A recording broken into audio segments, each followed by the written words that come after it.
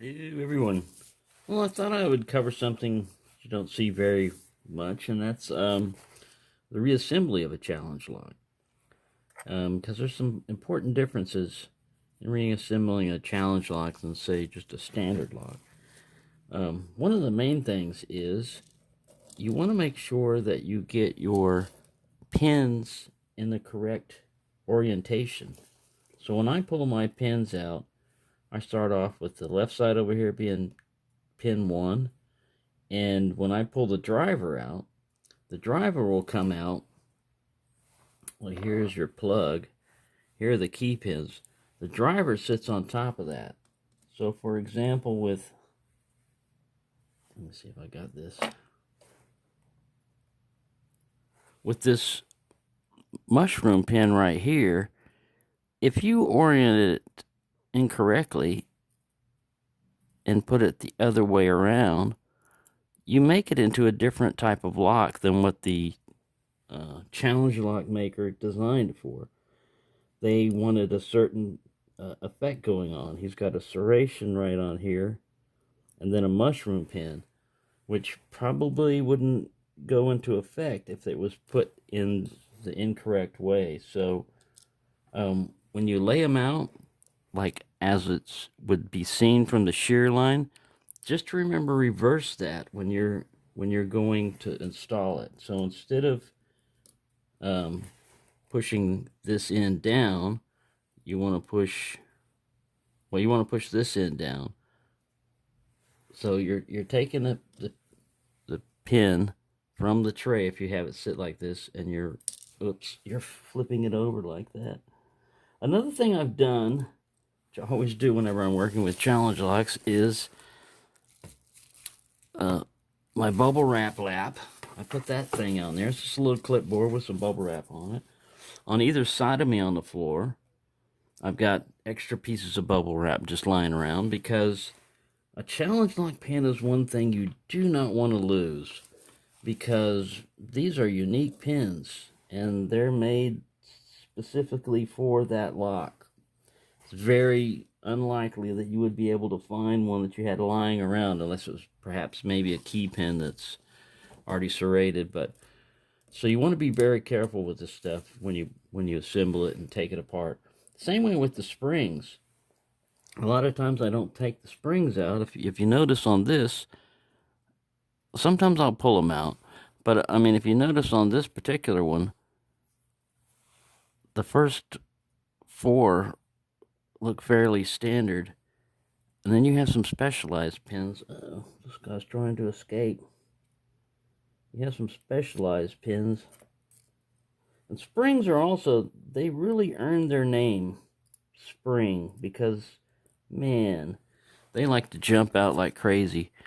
If you already have preloaded your springs in there, just remember that they're in there, and to keep it sitting where gravity is helping you. It's like a mortise cylinder. All right, so the first thing I do is I get, it's one of these little key plug holder things. Also, something I didn't mention on this lock, he put a ball bearing over here in the construction area, and that was because he had a T-pin on riding over there. So just another little attention to detail that he did there. Anyways, you take your plug, put it in there. I always load up the plug first. If your challenge lock has a mummified key and you're not sure if you got your sequence right, now would be the time to take it out and fit the pins to the key. Alright, so like I said, just remember which orientation you're using. This is pin 1, so if I did it right and pulled them all out right, they should just drop right in here and be perfect.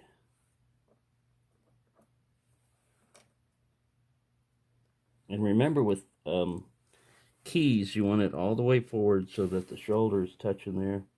That's usually when the bitting is all lined up for the cuts and everything.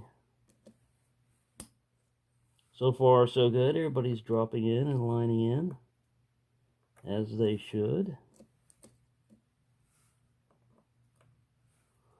And we got our little T-pin guy here. Alright, so, yeah, everything worked out right. Now, this wafer, I believe, sits right here, even though, yes, even though it wound up in the cylinder when I picked it. It belongs in the plug. And then you check them, feel them if they're all flush and smooth. You can leave that to one side. Don't worry about that. Now, with your follower, a lot of times your followers are oriented or set up for a cutout in them. And this one has a cutout like that. So when I put my follower in here, the way I'm going to be loading it is through the front. I want this end sticking out. And when you've already got pins already loaded in there, this follower is a little bit loose, but you don't want to mash the pins or anything, so you just take a little pick like this and compress the springs to get them out of the way. And I usually go up to the last two chambers. And remember, you're going to the last two chambers. So you grab the pin 5 driver first, and this one's a barbell, so it can be oriented either way. It's tapered on both sides, so you can just drop it in. At first, I didn't think there was a spring in there, but again, he knows what he's doing. He made a little small spring for that, so that, see, it's active. It's got enough oomph to work it. I push forward on the follower back here. If you've got a sharp edge thing or something like that, sometimes you can just start it down there and then use tension, you know, like push. The back of my finger back here is pushing on the follower forward. All right, now we got a little ball bearing, which we've got to be careful with because these things like to just drop. All right, he went in there. He's got a little spring. He's not sticking up, but this thing may be designed as an overlift thing. So anyways, don't try to overthink how the person did it, or don't try to modify it. You know, if you think, oh, the orientation would be better this way. Nope. If that's the way it came out of the lock, that's the way it goes back in. All right, so we push forward, and we're going up to chamber number 4. We push this guy all the way back. I don't want to go too far. Now we can start back from this side. We're over here on chamber number 4. I grab this guy like this. I flip him around. Sometimes you want to get to the very top of it if you can. I get up in here and I start pushing down on the spring, and then I come forward with that follower a little bit to help grab it. It doesn't always work. And then I push forward. You're mashing down with the tip of your spring, your tweezers.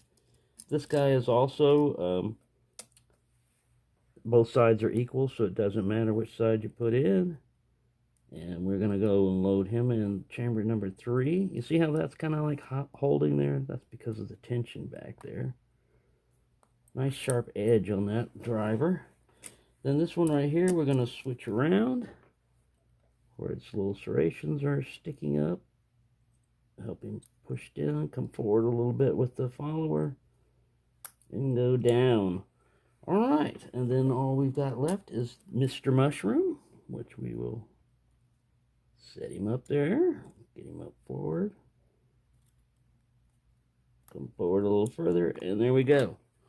All right, and once again, don't forget your shim. If you shimmed it the first time, anytime you do a challenge like dealing with T-pins and stuff like that, you definitely want to shim, because you're going to wind up one of these days getting stuck halfway somewhere. The plug's going to go half in, half out, and then you're going to be stuck with the fact that you're probably going to have to pull the top off to fix your problem. You don't want to do that if at all possible. So we're going to go ahead and shim this guy. Last time I shimmed this, I wasn't right on the stack. I went off on one side, but it worked out all right. I just noticed that when I was editing the video. All right, we've got this guy up here. We've got him like this. Be careful when you're pulling your core out. We line the core up like this. We put it in, we push, and then you do a test. Now remember, you don't have any retaining stuff on there, so you just want to go right and left. You don't want to pull out yet. It's working fine. Then you hold the core with your thumb if you want to try this and pull it out and put it in, because you don't have a core retainer in here. So it'll just slide right out and basically depopulate itself. That's also when it would be a good time to go back and look at your pictures that you did of your challenge lock picking, because you can see your orientation of the pins if you put them all out and everything. I usually add a still picture on the ends. All right, so now we're going to put the little tailpiece on over here. We're going to drop him back down where he sits down. We're going to get a little screwdriver. And we're going to put the screws in on the tailpiece. This is another part where if it's like a schleg or whatever, you want to get the tension right. You don't want it too tight so that the lock binds up. This one, it doesn't matter. It just goes in there and screws down. But different types of locks will have different ways. Anything that has a screw down type thing, you don't want to over torque it so that the lock doesn't function. All right, now it's back together. Let's go ahead and check and make sure that it works. Key goes in, turns left and right, and bingo. So there you go. If you ever do get a challenge lock, just make sure that when you do put it back together, try to do it as quickly as possible, because really the stuff sitting on this tray right here, you won't believe how many times things get bumped. And if, like I said, you lose a pin or you lose like a little piece of a pin or something, you go around looking for something like that on the carpet and you don't have any bubble wrap down there or anything. Yeah. If all else fails, like you do screw up, if all else fails, or you got any questions, try to contact the maker of the challenge lock. Like AJ, is still active and he has a channel and everything. If I would have had any problems with this, I would have said, "Hey, look, buddy, I screwed this up." And at worst, all you've got to do is put the pieces in a bag and send it back to the owner and say, "Sorry, sorry I did this." And most people, like, "Hey, no problem," But don't just leave it setting aside and say, "One of these days I'll fix it and then I'll get it out to the community." No, challenge locks should be picked as quickly as you can get to them and sent out as quickly, because once you picked them, they've done their job. Now they need to go to someone else to be picked. So if you don't know anybody to send them to, send them to me. And I'll send them out to the community after picking them. Even if I've picked them before, I'll pick them again, because I like challenge locks. At first I didn't like them, or I didn't think I would like them. I thought, what's the use of this? You're never going to run out into the field. But the thing is, people that know how to make challenge locks know how to make it difficult for you to pick them. And you're going to run into some of the most difficult locks you've ever run into when you run into a challenge lock. And it's going to be someone in the community. It's just a great thing. I need to make more of them. I've lost count. I have like about 30 or so, but I do need to make more and get more out into the community. And anyway, there you go. I thought I'd cover that for you, how to reassemble a challenge lock. Thank you for watching, and happy picking, everyone.